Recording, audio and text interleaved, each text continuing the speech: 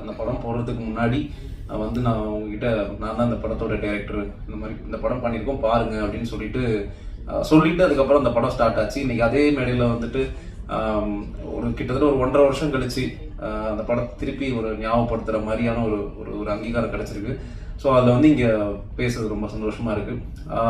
இந்த படம் வந்து ரிலீஸ் ஆகும்போது அதான் ஃபுல்லாக ஃப்ளட்டு. ஸோ சென்னையோட சுச்சுவேஷனே வேறையாக இருந்தது. அந்த டைமில் நிறைய தியேட்டர்லாம் வந்து க்ளோஸ் பண்ணாங்க.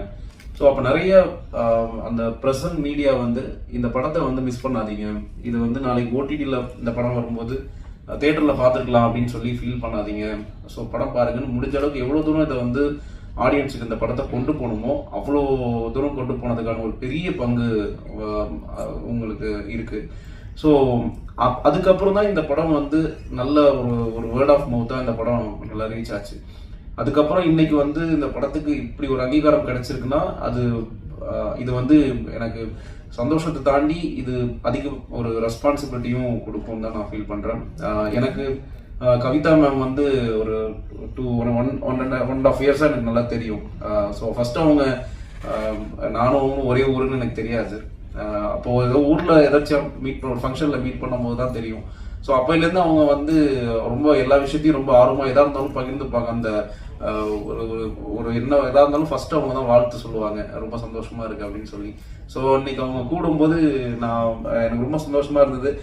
சரி, நீ இது எப்போ என்ன நடக்குது எந்த டைம்லாம் எனக்கு தெரியல மேம், நீங்க எப்போனாலும் சொல்லுங்க, கண்டிப்பா நான் அந்த ஃபங்க்ஷனுக்கு வந்துடும் அப்படின்னு அது கலந்துக்கிட்டது. எல்லாரையும் மீட் பண்ணது ரொம்ப சந்தோஷமா இருக்கு.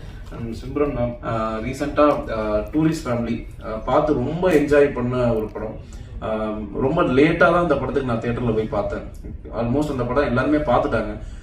அப்போ அந்த ப்ரீ ப்ரொடக்ஷன் ஒர்க் இருக்கிறதுனால ஒரு சின்ன கேப் கிடைக்கும்போது அந்த படத்தை போய் கிட்டத்தட்ட ஒரு 3 வாரம் கழிச்சு தான் அந்த படத்தை போய் பார்த்தேன்.